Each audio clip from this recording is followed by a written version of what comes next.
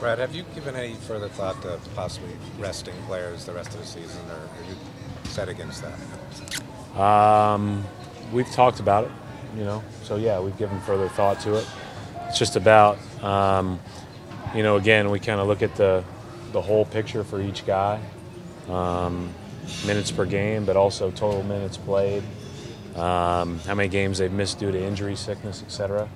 And, we'll go through that because obviously we want to be playing fresh with a clear mind when the playoffs start. But I do think that, we're in pretty good shape in that regard.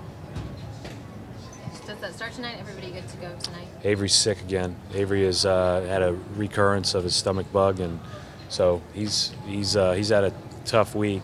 So he's out. Everybody else is here. Is he in the hospital? He's not in the hospital, but he's not doing so hot. Jalen gets to start. Yep. Brad, have you seen the flow of their offense change ever since Ross has come on board? Yeah, I mean, they're playing totally different. When we played them at the start of the year, in both games, they were playing double bigs and Gordon at the 3. And now they've moved Gordon to the 4 and play with Ross and Fournier on the wings. And then even when they come in off the bench, they play with, a number of wings, including now Jody Meeks as he's come back, and then Hazonia's played a lot of 4. So much different in how they're playing than either of the first 2 games. It's almost like preparing for a new team in a lot of ways. And, those guys are really scary. Like Fournier didn't play in our last game. Ross's ability to catch fire is something that keeps you on your toes. And then I just think they've got a lot of good offensive players there that you got to account for. Brad, Marcus's shooting has really dipped lately, and he's still taking a lot of 3-pointers.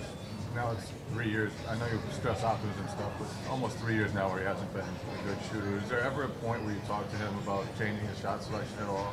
Oh yeah, I mean, we talk about what kind of shots people take all the time as a team, but one of the things we want to really stress is, creating opportunities by playing inside out, but then stepping up confidently and shooting it when your time comes playing inside out. So a lot of those shots, if a guy goes through a stretch of games where he's missing inside out plays, then that's just part of it. I thought we missed some inside out plays the other night. I know this about Marcus, and you know it too. Like, he's going to make big ones, and so I believe in him shooting it when it comes to him. And obviously, he's going to have to make the right decisions of when to shoot it. Coach, who will start in Avery's place? Jalen. Have you been surprised at the struggles of the Cavs lately? Not really paying attention to other teams other than the teams we're playing. I mean, obviously, what's going on because everybody's talking about it with the Cavs. I haven't really watched them play. We play them next Wednesday, so I'll start watching them after we play New York. And my focus is on Orlando, and then it'll be on New York, and then it'll be on Cleveland. The one thing that I do know is they're going to be fine. So until somebody knocks them off their perch, they're clearly the team to beat, and deservedly so.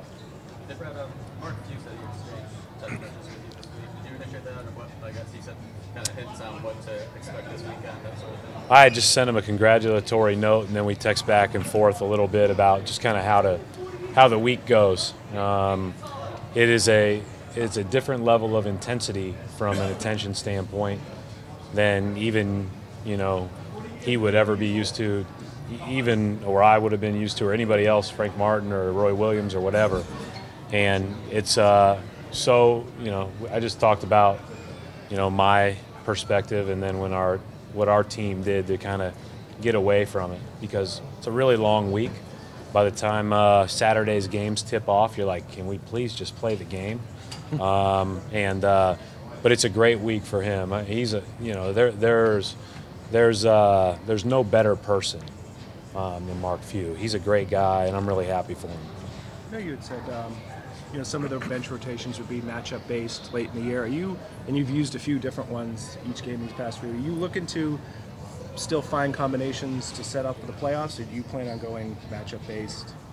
No, I mean, we're gonna continue to try to play each game with what we think is our best opportunity to play against them well. So I'd say it's more matchup based. We know what the individuals on our team can do. I mean, we're 75 games in.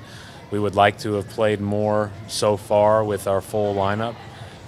It's not the case tonight. So we know what our guys can do, but I do think that there's also some opportunities, like with Tyler over the last few weeks is a good example, where you want to make sure that guys that maybe didn't play as much like him gets his legs underneath him as we head into this too, because it's very likely that he could play a big role in a few weeks.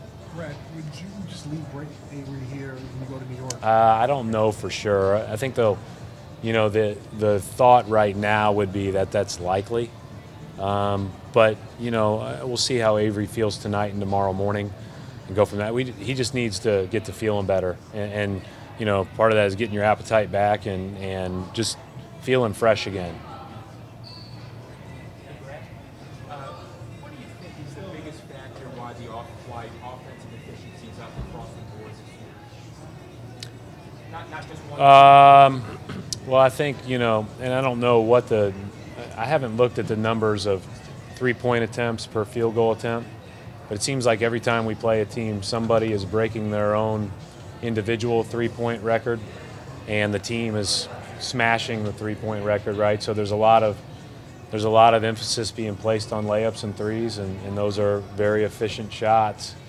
Obviously, the layup being way more efficient, and then there's so many skilled players on the floor now.